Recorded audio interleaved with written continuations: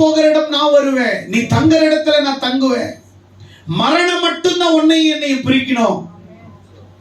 அதனால தயவு செய்து அத்தை அப்படிலாம் பேசாதீங்கன்னு சொல்லி கடைசியாக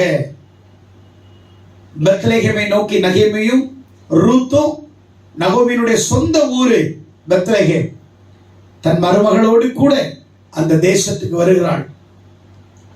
ரொம்ப உத்தமி ரூத், ரொம்ப குணசாலியான ஒரு ஸ்திரீ, அழகான ஒரு ஸ்திரீ, தாழ்மையான ஒரு ஸ்திரீ, உண்மையான ஒரு பிள்ளை அது.